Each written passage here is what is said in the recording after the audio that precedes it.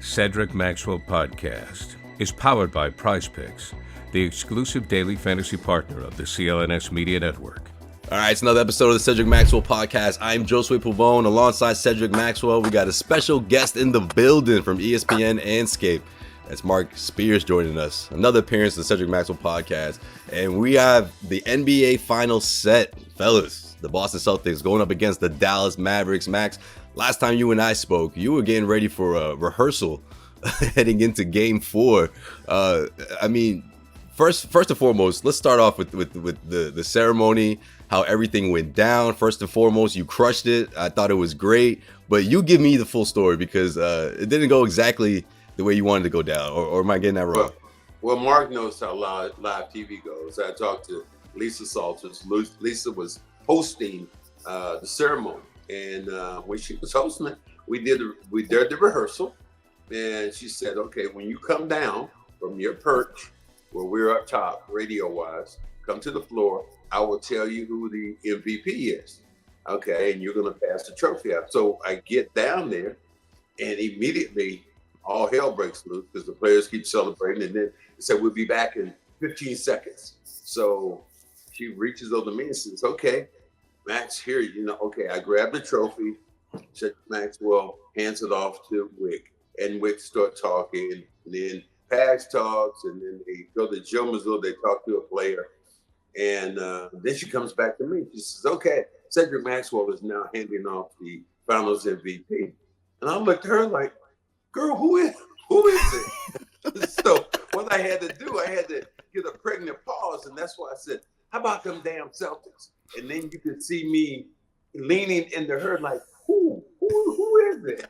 And let me tell you, Mark, I could have had a Steve Harvey moment. I could have called the wrong name because she had on a little sheet of paper. I had no glasses on, and I'm trying to read it. And then she finally says, "Jaylen Brown." And I finally go, "Oh, all right, Jaylen Brown." I was out there in the middle of no man's land for a minute.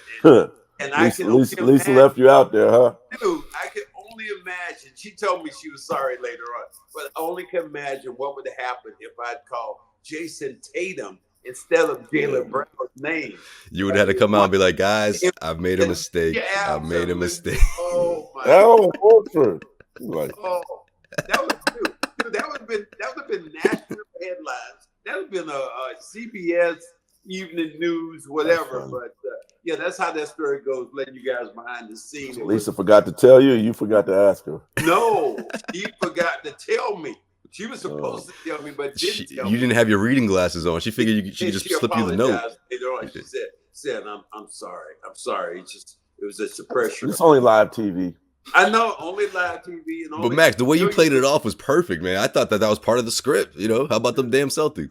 Dude, I used "How about them damn Celtics?" But Mark, got to ask you, I know everybody's always said that they thought the Celtics were going to be in the finals. Did you see them being in the finals? Yes, no question. Combination of things. One, I thought they were the best team. Two, the East was just all injury plague, beat up. It's not the Celtics' fault. It is what it is. And it just kind of puzzles me that Jayson Tatum, Jaylen Brown, like the whole team really doesn't get talked about. I don't really understand this. It's not like this some small market team. That steal by Jrue Holiday is one of the greatest steals I've ever seen in the playoffs, man. Absolutely incredible. You guys have this talented team that basically only lost 2 games. I mean, it should be something that's talked about and commended. And I felt like the game 4, when they swept the Pacers, was a real gut check game. And they made the shots when they needed to make the shots. They punched when they needed to punch. And I'm more of a rest versus Russ guy. I think those days off are important. To me, like healthy teams typically end up winning in the end. Now the Mavs finally got some rest that they needed. Luka definitely needs this rest right now. but the Celtics are who I thought they were. I never wavered in my opinion of them. In fact, one of Jrue Holiday's uncles, I told him from the beginning, I was like, the Celtics are going to be in the finals. They're the best team. They're healthy for them. Well, actually, Porzingis got hurt, but at the time they're healthy. Said, and the East is going to make it easy for them. And I feel like those kind of teams that have the talent, the luck, and the health typically win. So I still haven't officially made my pick yet, but keep leaning over to the green side. And that's not because I'm on here with you guys.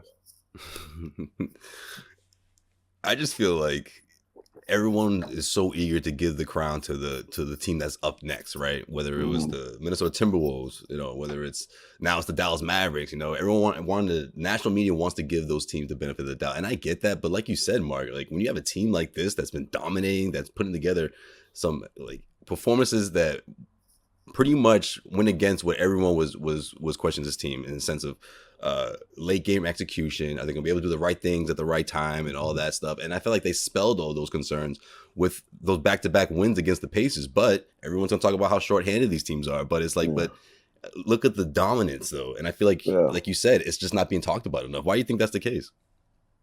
That's a good question, man. I don't know why y'all being hated on. Is it because they went to the Eastern Conference Finals so many times? Like, I don't get it, but this is a different team, and then it's like it's funny, like I asked Carmelo Anthony 2 weeks ago, like, who do you see as the best young players in the league right now? And I'm glad he mentioned Jayson Tatum. Like, it's like the new guard that's coming in, the young guard, like Jayson is still part of that young guard. Jayson, I wonder if, since he makes it look so easy, do people feel like he's kind of like Durant in that way, right? Like they just make the game look so easy that people like overlook them. Like, how does he not get MVP votes? His team had the best record in the league. I don't know. I don't vote no more, and we could have that discussion another day. Why? But to me, when I did vote, I put a heavy emphasis on winning. And if your team dramatically has the best record in the league, you should be in the MVP conversation. I don't understand why he's not. I don't understand why we're not talking about the two Jays as top duo in the league. But you know what ultimately changes all that? Getting that trophy, man. You get that trophy, and then all the kudos and love come to you. And this is something that said knows, like, they got to get this trophy, man. They got to be in the fabric of Celtic lore. And this club, that club, Ced's in the club, it's a hard club to get into. I don't care what your numbers are. If you don't win a championship, you're not in that club. Jayson and Jaylen, they get that trophy. Celtics see them as a different legend. Yeah. Right? They're viewed at in a different way. I understand that because I would cover the team. I love the history being around it, the pride being around it. But they got to get over this hump, man. All these Eastern Conference Finals. This is the second NBA Finals trip. To me, like they need this bad. They need to get over this hump for their legacy in that town. Yeah, they can't be – Celtics can't be Buffalo. They can't be Buffalo Bills. Get into the Super Bowl all the time and not winning. And I peered in and pulled the curtain back, and during the celebration, I came up to Tatum, and we manned it up, man hug out, and he whispered in my ear. He said, "Man, I'm gonna get you one. I'm gonna get one for you this year." And I looked at him. I'm like, "No, dude, I already got you. You get you one." Hey, you should just say, "Hey, whatever, however way motivates you." It's right. More important, whatever it takes. It's more important because the national narrative has been that these guys are chokers. The national narrative has been they didn't have anybody to play. The last time I checked on any of my rings, they don't put like who you had to play. Just put, did you win that year? And were you better than that next team? And that don't even matter because they're good. Yeah, they Right. are. You know what I mean? Right. I think they are. They're the pretty girl that you can't go out with, and everybody hates on her anyway. It's like, damn, I hope she don't get a date to the prom, and nobody asked her. But yeah, if they were to get over this bubble, get burst this bubble, I think they got an opportunity to win a couple of championships here over the next couple of years, because Brad Stevens has done a tremendous job of putting this talent together. I mean, and you look at it, the next step, you're going to say, when you win it this year, you're going to get those veteran players, some more veteran players who want to come and say, well, let me get on this bandwagon and let me try to get it. You know, I wouldn't be surprised if I saw Shaq come out of retirement just to be on with the Celtics for one more, so he can get another ring real quick. I'm here. I got you, Kobe. I got you.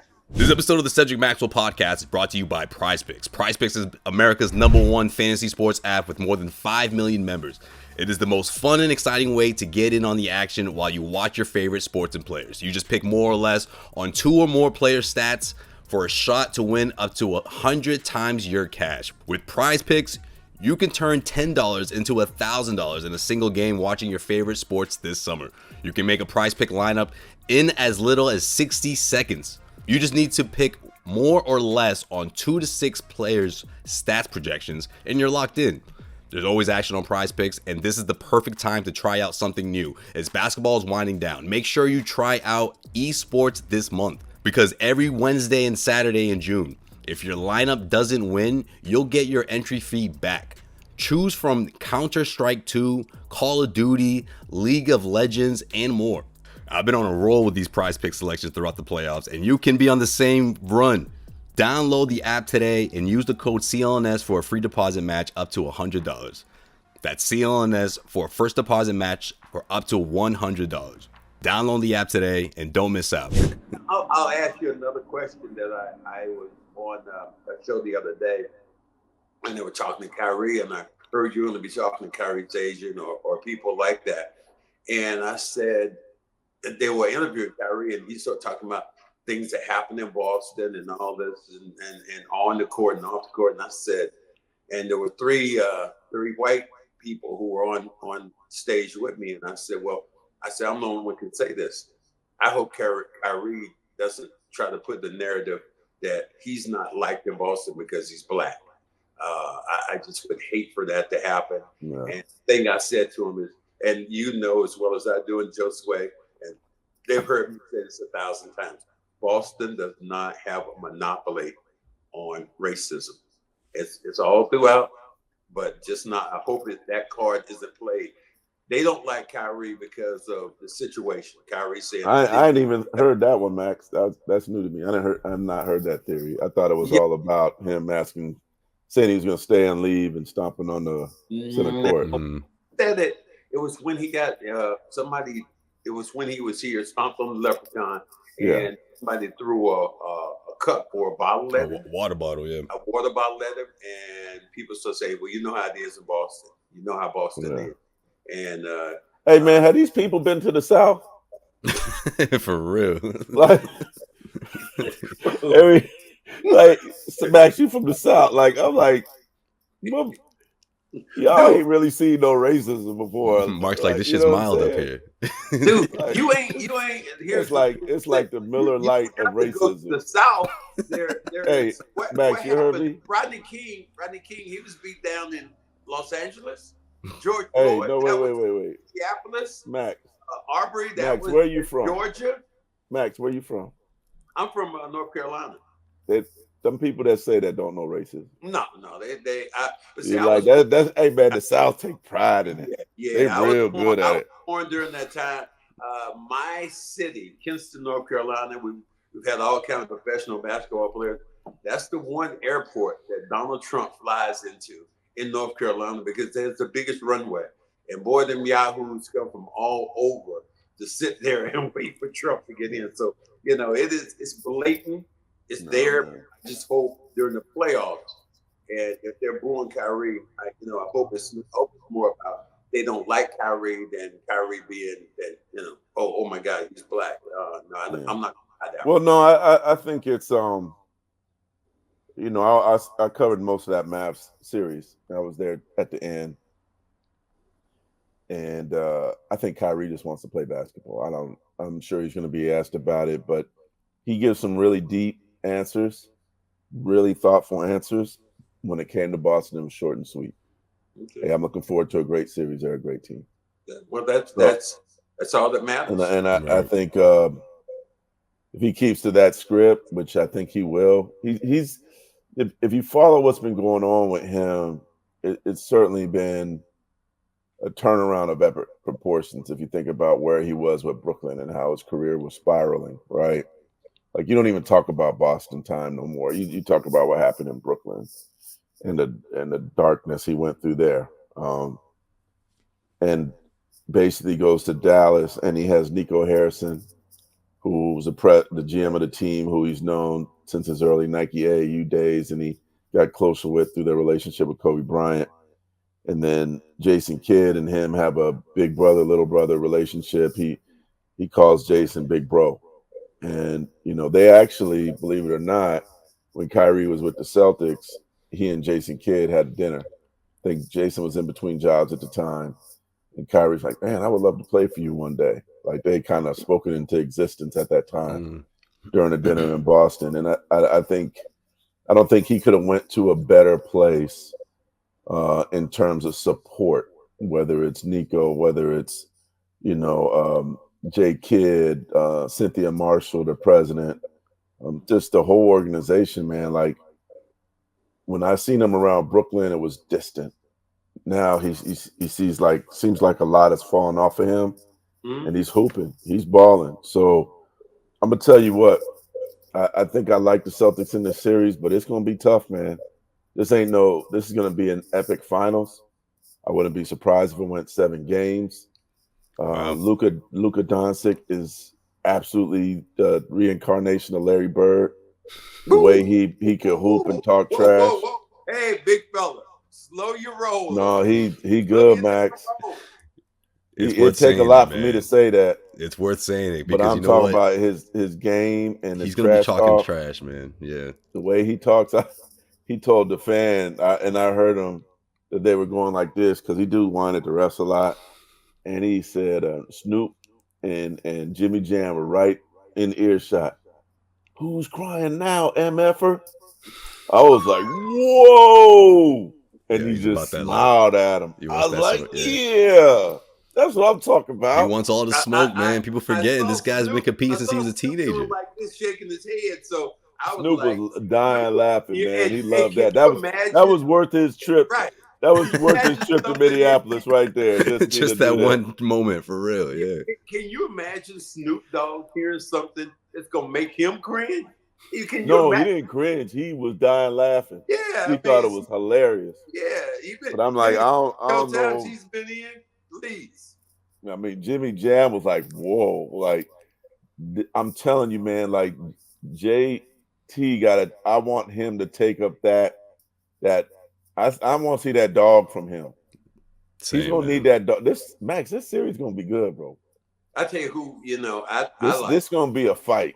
This episode of the Cedric Maxwell podcast is powered by Game Time. Game Time makes getting NBA Finals tickets even faster and easier. Prices on the Game Time app actually go down the closer it gets to tip-off. With killer last-minute deals, all-in prices, views from your seat, and the lowest price guaranteed. Game Time takes the guesswork out of buying NBA tickets. I actually had to put on a couple of personal friends of mine, to the Game Time app, and they were able to save money on last-minute playoff tickets. It's the best deals around. The lowest price guarantee, or Game Time will credit you 110% of the difference. What other app is doing that? Your purchase is covered with the most flexible customer service policy in the ticketing industry.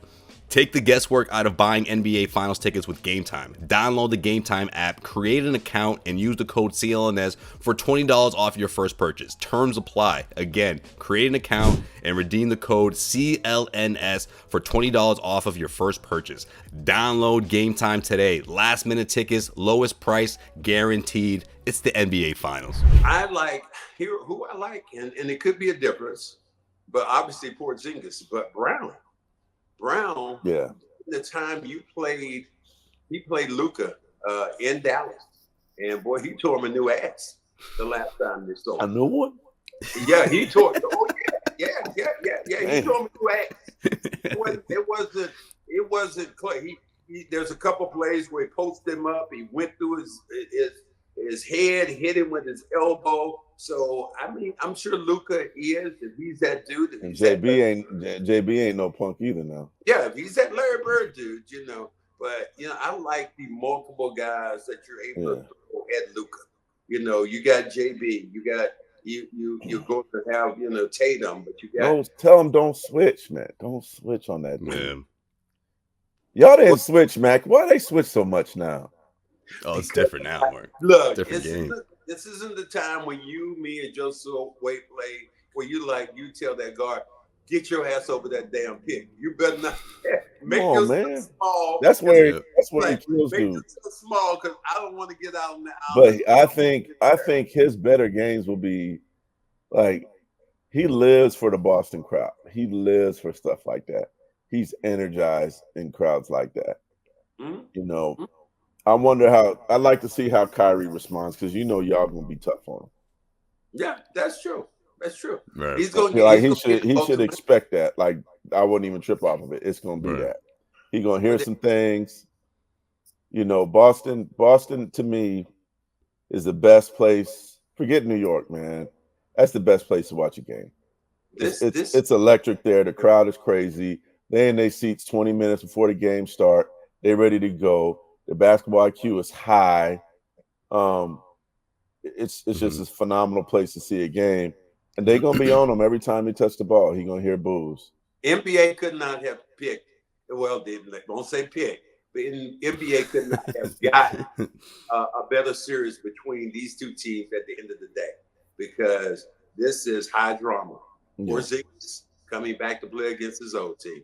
Luka trying to win his first championship, trying to get Tatum and Brown off. You got, you know, J. Kidd trying to win. This would be his first championship as a coach. A young guy in Joe Mazzulla who is the storyline for this game is incredible because Lakers fans rooting for Dallas.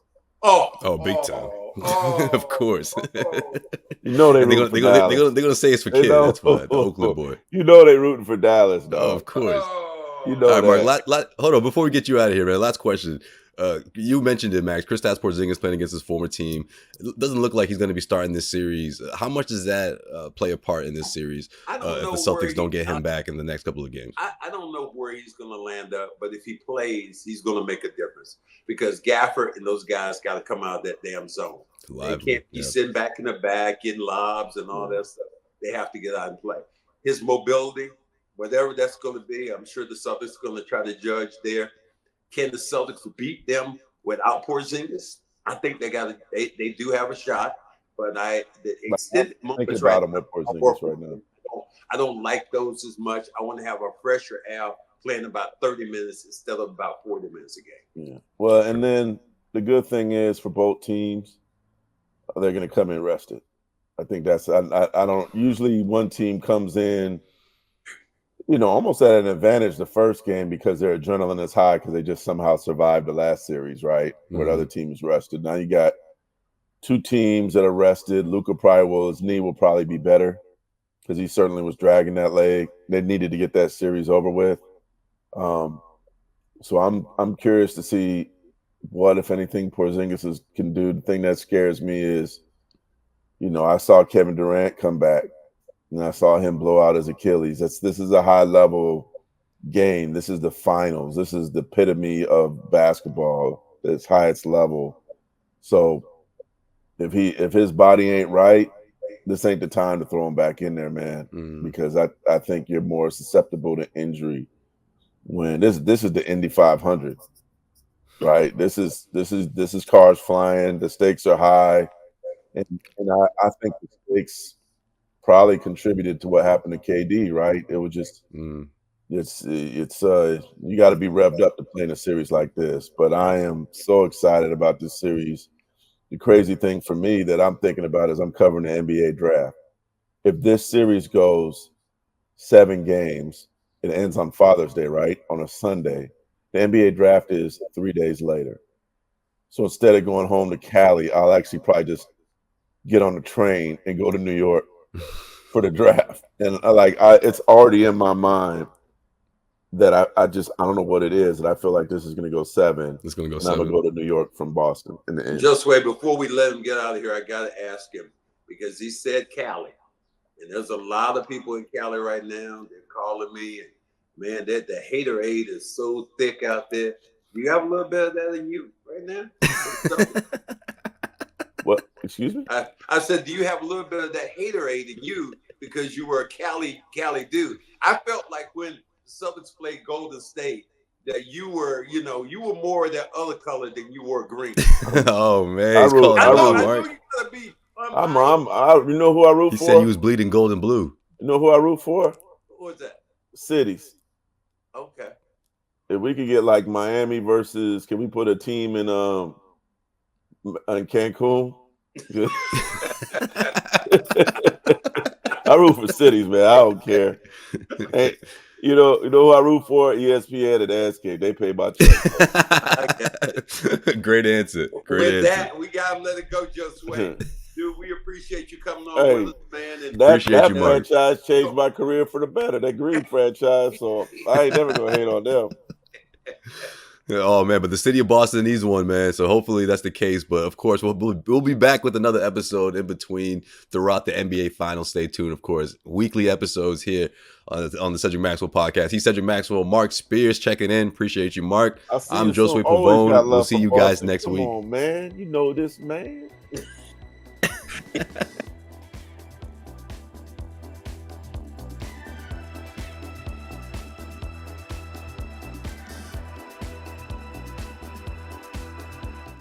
Josue Pavone here, CLNS Media, and if you made it this far, that means you really like this video. So hit subscribe, make sure you keep our notifications on, damn it, and we got plenty of great content coming your way.